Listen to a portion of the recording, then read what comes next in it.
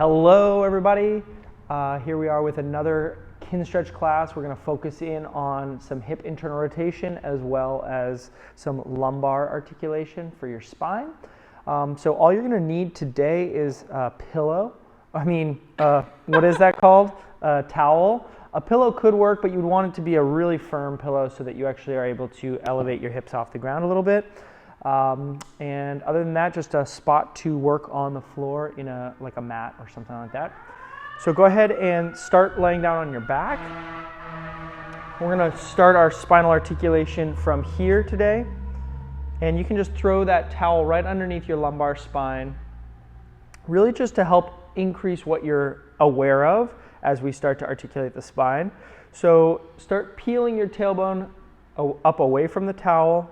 Try to max out that tilt in your pelvis, and then allow that tilt to continue up your spine. So you're gradually taking your spinal column away from the towel. Good. And make your way all the way up to about shoulder blade height on your spine. Okay. And at the top, really notice that your glutes are squeezing, your hamstrings are working hard, and then start to push your spine back to the mat from the top down. And as you start to notice the towel making contact, really use that increased awareness to articulate your spine a little bit more specifically as you move down through the lumbar and into the pelvis area. All right, let's do another rep. This time you're going to pause right at the edge of the towel. So start curling your tailbone up away from the towel. Really peel that up. Start letting your pelvis come up off the towel. Keep that edge, that top edge of the towel, keep that in contact with your spine for just a moment and see if you can't wring out any more flexion at the very bottom of your spine. All right, now continue up your spine now. So now your hips continue to lift and you're peeling away your upper back away from the floor. Good. Okay, and then keep your hips nice and strong, keep them high, and start pressing the top of your spine back into the mat. Really feeling the ab and chest tissue required to push your rib cage into the floor, push it into the top edge of the towel, and then segment by segment, set that spinal column back down. Okay. Now, just nice and easy, lift your hips for a second and fold that towel over so that it's a double thickness and place it right underneath your tailbone only so that your back can now be on the floor. You're going to let your back kind of collapse into the floor. Yeah, so flatten this out here, all the way into the floor. And the towel is basically doing a little of that tailbone scoop for you. Yeah, okay? And now really brace, and we're just going to work on a micro motion, but high intensity contraction here. Two fists nice and squeezed into the floor, heavy ribs into the floor, and try to reach your lumbar spine into the floor. Okay, now keep all those points of contact heavy and start trying to curl your tailbone up away from the towel. You might be able to or you might not, but really hone in on the contraction in your lowest ab muscles below your belly button. Good. And then start pressing your tailbone down into the towel instead and just feel that contraction dissipate. Good. Make a little space under your low back to reset and then flatten out your spine on the mat completely. And then really do the work of trying to curl your tailbone away from the towel. So it's almost like an isometric contraction for your spinal column. And then set the tailbone back down, press it heavy into the towel. Use that to arch your lower back away from the floor. And let's just work on this back and forth 30 more seconds. Heavy spine to start. Curl the tailbone. Hold it just long enough to really notice that contraction below your belly button. And then heavy tailbone. And arch the low back. Good. Time for one more rep. Get after that on your own.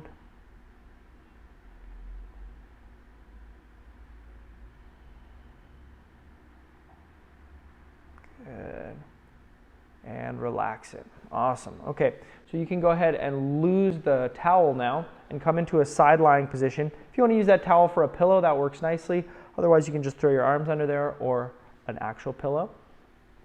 Brace by pushing your hands into the floor. And then we're going to work on that hip car with the top leg. So nice and easy. Start driving your heel back behind you. When you hit an end range feeling, start to lift your shin up to the ceiling. Bring that knee all the way in front of you. And sweep that knee down to the other knee. We'll tick-tock the other direction. We're just going to go back and forth here for this top hip for 1 minute. And I want you to really just let it be whatever it is today. So no need to really exert yourself to get all the way to your end range at your hip. I'd rather have you focus on feeling what's going on, feeling what's contracting in your abs, and then just noticing what your hip is able to achieve in terms of range of motion today. Nice and smooth.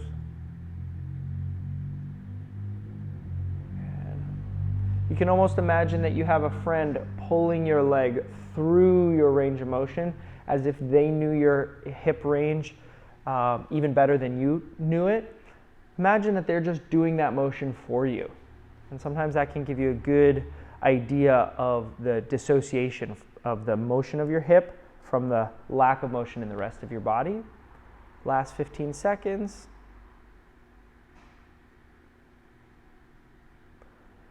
Trying to keep those hands heavy to drive tension into your midsection. 3, 2, and 1. Great stuff. Wherever you're at, just flip on over to the other side. Set up on this side. Brace nice and tight again. And just like before, start that heel driving behind you. And just notice where the end range happens. No need to push hard against it yet. You can trust that we'll be working hard on your hip range of motion shortly, in a few minutes. So you just want to warm things up for now. Tick-tocking to go the other way. What range of motion can you access easily? What range do you have total control over? That's what we want to hone in on here at first. 30 seconds.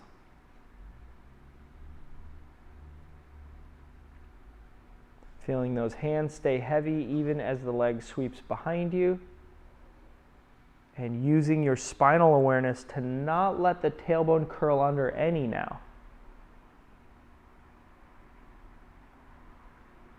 Good. Wrapping up, last 10 seconds. Just keep moving until we finish up. Going at your own pace. And relax. Nice. Okay, now we're going to settle into a 90-90 position to work on our hip internal rotation. The only little twist here is that we're going to utilize something called distraction, joint distraction, which is literally just what we call it when we're pulling a joint into a little bit of a gapping, or pulling that socket a little bit out of its, or the ball a little bit out of the socket. I don't mean that we're going to, completely disengage the joint. You're not going to dislocate your hip at all. We're talking like a millimeter or less of motion. But it can be enough that really clears some of the limitation that is very common in hip 90-90 for internal rotation. So start feeling this by just placing your trail leg fist on your trail leg calf in this 90-90.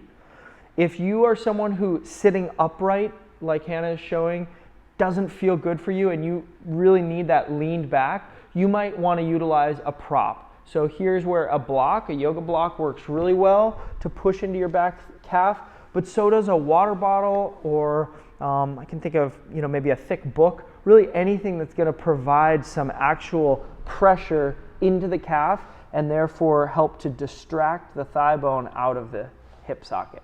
Okay, so just take a moment and apply that pressure. I think Hannah finds it a little bit easier there.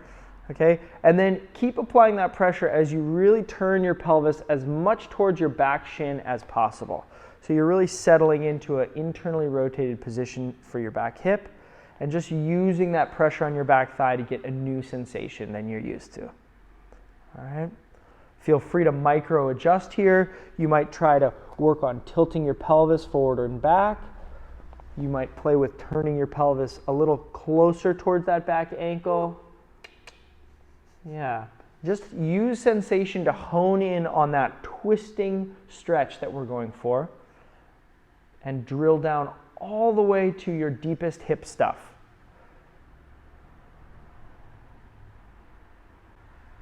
This can really be an important adjustment to the 90-90 position. So I invite you to play with it here a little bit. Just holding a passive stretch, passive for your hip, maybe not so passive for your upper body. It's going to require some bracing and effort. Just another 15 seconds.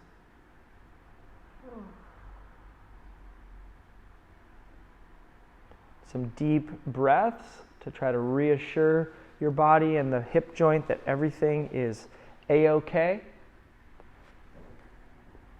Great. And then at this end range position, hold on to it. And we're going to do a light PAILs contraction to really own this position. So keeping that distraction on the hip, start pressing your back toe and back ankle down into the floor. And then let that effort spill up into the shin. So you're now trying to push your shin into the floor. And then push your knee into the floor as well. And as you're pushing all of these points, you should feel the intensity of the effort increasing. Let's increase that up to 40%. Now 60%. And just hold it at 60%.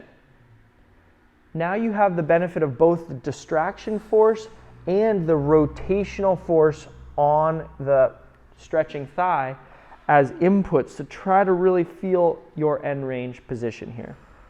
Hold it for another 5, 4, 3, 2, and relax. Settle into that stretch a little deeper. If you need to give your arm a quick rest, you can. But then let's get right back into that distraction force.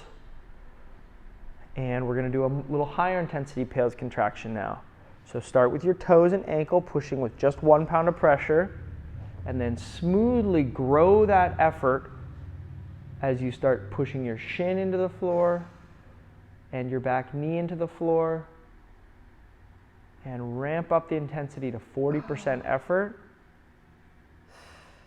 60% effort, 80% effort, and now 10 seconds at your greatest safe effort in internal rotation.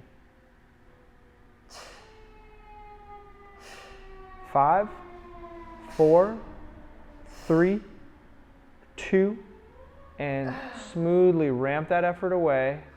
Take a couple breaths here to just let the passive position kind of come back to you. So you just let your nervous system in on this new position. All right, and then hand on the back pelvis and gently introduce motion again by turning to face your front knee, coming out of that end range and back. Hannah's enjoying the sensation. Enjoying is the word we could choose. Good. And then let's make our way into 90-90 on the other side. Okay. So this distraction is just another tool that you have in your tool belt to influence what's going on in the hip. So on this side, set up, feel how the fist on your back calf feels. Again, if that doesn't work, you can use the block in any number of orientations. Just make sure it feels nice and strong. Yeah, you could also try this way and see if that provides some good pressure. Good. Just play with it. Once you feel like you have a good, strong connection with your arm, play with the position of your pelvis. So turning back towards your ankle more or towards your front knee more. You can also think of tilting your pelvis, tail feathers up behind you, tail feathers curling under.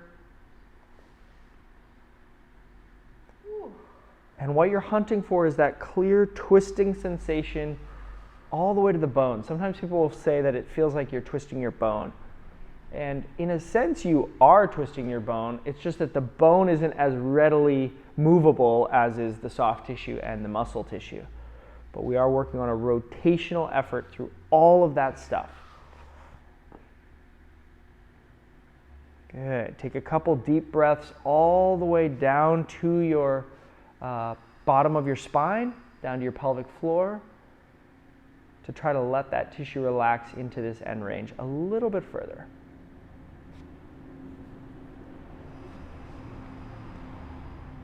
All right, on the next inhale, pack some of that air into your abs so you feel braced. Use that brace to start pressing your back ankle into the floor. Back shin, back knee, and ramp that effort up to 40%. Think 40 pounds of pressure underneath that back leg. Now 50%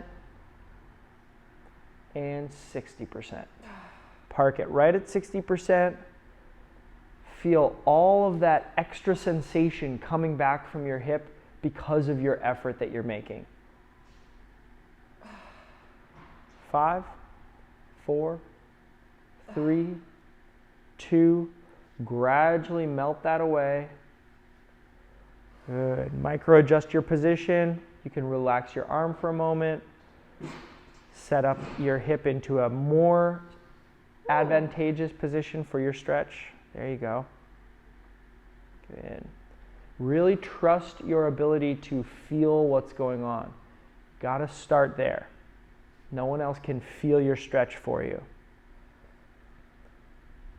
Okay. Continue to engage that distraction force, trying to think of pushing or pulling that thigh bone out of the socket marginally, just a little bit. It's just such a weird feeling. Yeah, it's a weird sensation if you're not if you haven't tried it before. Even if you have. Even if you have tried it before. Hannah has tried it before. All right. And let's start our second pails a little more intense. Toe and ankle on the back leg, pushing down into the ground. Spill that up to the shin, pushing down into the floor. Then the knee. And then let that effort spill all up to the rest of your body. So your body is really invested in pushing that back leg into rotation, into the floor. Up to 50% effort, 70% effort, 90% effort, and 10 seconds at your greatest safe effort. Really search out what that effort feels like. 3, 2, 1. Gradually relax out of that effort. Take a few recovery breaths. Good. Just settle into this new end range that you've established for your body. All right. Then hand on back pelvis to introduce some motion back to the hip joint. Just turning your pelvis to face that front knee. Yeah. Going slow, going by feel. Just letting some blood flow come back to the area. Great. Okay, now let's get back into 90-90 on the first side. And we're going to begin to condition your hip given this new range of motion. So we really want to own it and be strong there. We don't just want to stretch it and then leave it, okay? We want to really condition it. So you're going to turn and face your front knee. Go ahead and give that front knee a good bend, just like Hannah's showing. And then you're going to place your hand on your foot, on your shin, low shin, high shin, or if it's really most accessible to grab onto your knee or kneecap area, that works too. But we find that the more you can reach onto the shin or the foot, the better leverage you're going to have here. Because I want you to start pulling on that front foot firmly enough that you are going to play with not needing your kickstand arm. So if you're really pulling on that front foot and the front foot is really pushing back into the floor, then your body is on contraction and you don't need the support from your other arm. Okay, so just play with that, ramp it up, okay, and then relax it. Utilize your kickstand now for this first rep. but also utilize that pull on your front foot or shin. And then use those points to bring up your brace. And we're going to use that brace to move this back leg. So back ankle comes up first, then the back knee. Nothing else in your body moves as you sweep that heel forward and tap your front heel. Then make sure you're still braced and facing your front knee as you send your leg back where it started, such that the knee hits the floor first and then the ankle taps the ground. Okay? So before your second rep, see if you can brace enough that you can flirt with not needing that hand on the support side or even lifting it up off the ground. Play with that to brace, then ankle comes up, back knee lifts up, and bring your heel forward. Good. Hannah is really fighting to keep her position here, and she needs to use the arm pulling on that front leg because she's taken her support arm off the ground. Tap the knee down and the heel down. Stay on tension. Let's do one final rep. Heel comes up first, then the knee. Really feel rotation on the thigh as you bring that heel to tap your front heel or as close as you can. And then keep the height in that back leg as you reach your heel back. Try to reach it back a little bit further, really reaching the knee behind you, setting it down, and finally setting the heel down. Let's turn and do the other side, shall we? Why not? Why not? We're here. We have two legs. Let's do it. Okay. All right, so same thing on this side. Just take a moment to feel what gives you the most secure sensation. Pulling on your front foot, front shin, or even front kneecap.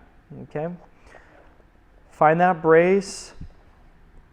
Okay, and then keep your brace and float your back ankle off the floor. You can use your kickstand now or lift it off the ground. Whatever works for you is fine. This side. Yeah, this side might be a little different. So lift that back ankle, lift that back knee, and then start sweeping your leg forward to tap your heel to your front heel, trying to pry your knees apart from each other as much as you can, and then send that leg back from whence it came, and then knee taps down and heel. You just kick that block right out of the way. Get out of here, block. Okay, now on this second and third rep, I want you to flirt with taking that support arm off the ground. See if you can pull so strongly with your hand connected to your front leg that you don't need that support arm as you lift your back ankle, back knee, and come all the way forward. Good. Very nice. Hannah is leaned away from that back leg to allow this back leg to move, but her body is not moving at all because she's so braced. Knee comes down, heel comes down. Take a breath, brace, and let's do a third rep. Ankle up, knee up. Good. Really pulling with this arm so that whole side of your body is lit up with tension. You might even feel a cramp down the side of that moving leg. All the way back. Knee comes down, heel comes down, and you're welcome. All right, let's go ahead and make our way now back to the first side into a side frame position. Perfect. Yeah, perfect. Okay. And we're just going to play with some options also kind of based on your hip car from here. But this setup really helps you get some work done on hip extension. That is your ability to drive your thigh bone behind your pelvis. Okay. So just set up in a pretty standard 90-90 position. Hand on your back pelvis can make sure that your pelvis isn't going to move here. And then your bottom arm is going to make a tight fist. Push the mat away with your fist and your elbow so that your ribs are arching away from the ground. All right. And then from here, use all of that effort to try to push your back knee and ankle as far behind you as you can. So you really feel your butt stuff turn on. Okay. Now use that contraction. Keep your whole body on brace and rotate that back thigh so that your heel comes off the ground or at least gets light, and then lift the whole leg. Keep trying to reach that heel behind you. As you lift the leg at some point, it's only going to be able to continue lifting by bringing the knee forward. Continue bringing it forward, aiming for your armpit, and finally ending up heels touching and knees touching. Now keep the heels together. Lift that knee as high as you can to come back, and then lift the heel and start sweeping that leg back. This should feel very familiar in terms of a hip car motion. Reach that heel all the way back, sweeping the knee as far behind you as you can, and touch the ground with your knee, but not your heel. And let's do another. Up, high as you can, keeping your belt buckle forward as you sweep that leg forward. You can see Hannah switched her hand from the pelvis to brace onto the thigh. That's a great option to increase tension in your body. And then as you make your way back, you can sweep right along that arm and reach the heel back behind you. Good stuff. Try to cramp your glute and your hamstring stuff to get a little bit more hip extension. Tap the knee and final rep. Good. Keep arching your rib cage away from the floor so that the motion of your hip doesn't inadvertently change the shape of your spine. Good. As you make your way back here, really try to bring that thigh right up along the arm so you're getting as much hip flexion as you can, and then reaching the knee high to the side and finally all the way behind you. Good. Really reaching the knee a little further than where you started. Set it down and relax. Great. Other side. Little hamstring. Oh, yeah. A lot of hamstring. Yeah. Good. Okay, you can come this way a little bit. Make your way over. Okay. So again, a 90-90 position here, just leaned over into a side frame. Brace your bottom fist, your bottom elbow, and use that to try to arch your rib cage away from the mat. All right. And then hand on pelvis, if that helps you track your pelvis, or you can just grab onto your front thigh. Brace your body and use that brace to drive your back leg behind you as far as you can. You can imagine your knee is super glued to the floor and you're trying to push the floor back behind you. Okay? And then keep that effort going in the hip. Lift your back ankle and the back knee, and then lift that shin as high up as you can away from the mat before sweeping it forward, aiming knee for armpit, and then sweeping that knee right on down to tap your other knee, and then reverse it. Work on contracting your upper body even more tightly than the contraction that you're finding in your moving hip. As you reach that knee behind you, tap the knee to the floor, but not the ankle. Try to tap it down even further than your starting point, and then lift the shin back up. Sweep the leg forward. Great stuff. Using both arms for bracing. Keep the tension going in your body. Breathing around this effort and reverse it back. Reaching that heel all the way back behind you. Try to push your heel into a wall behind you. Try to push that wall away from you. And down. Good. Last rep.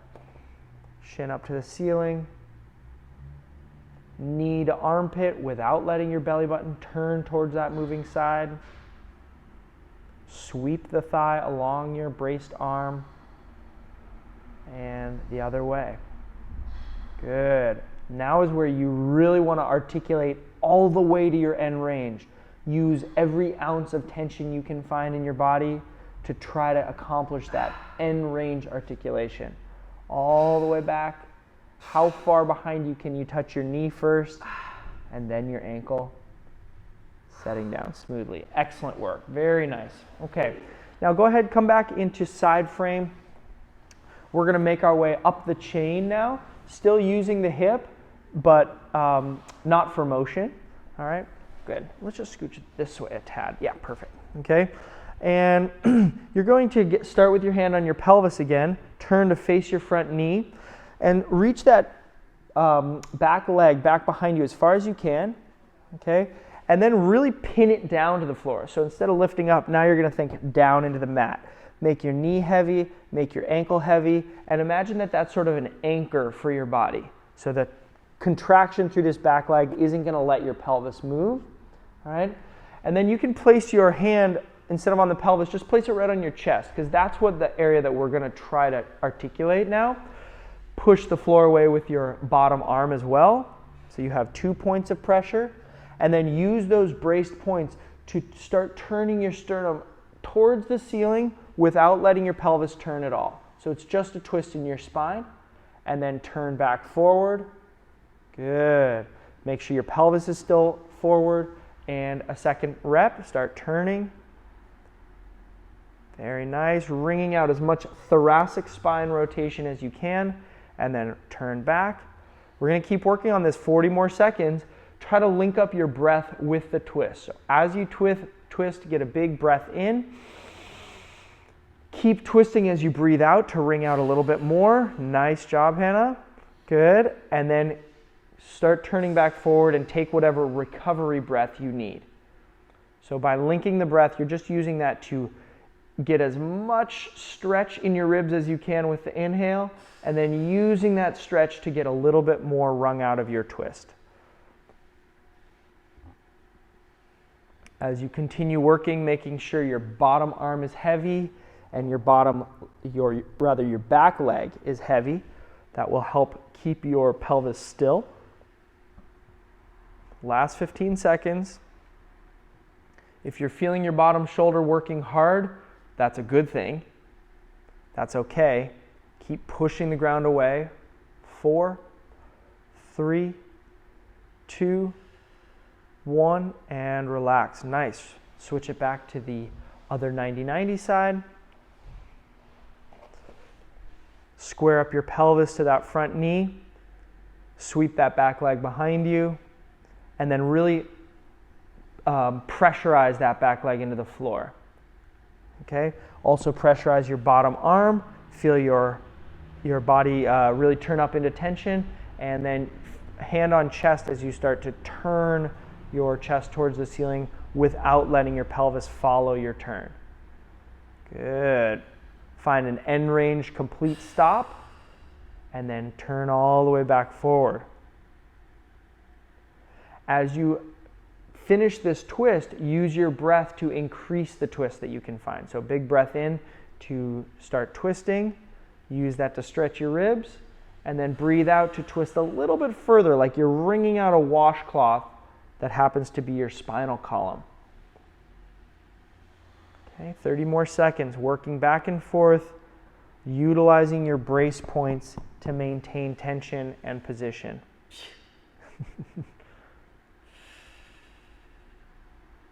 Good.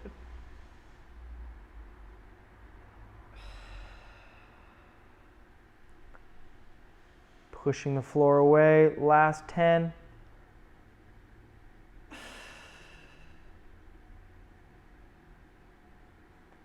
3, 2, 1. Very nice. We're going to leave it there and wish you a great rest of your day.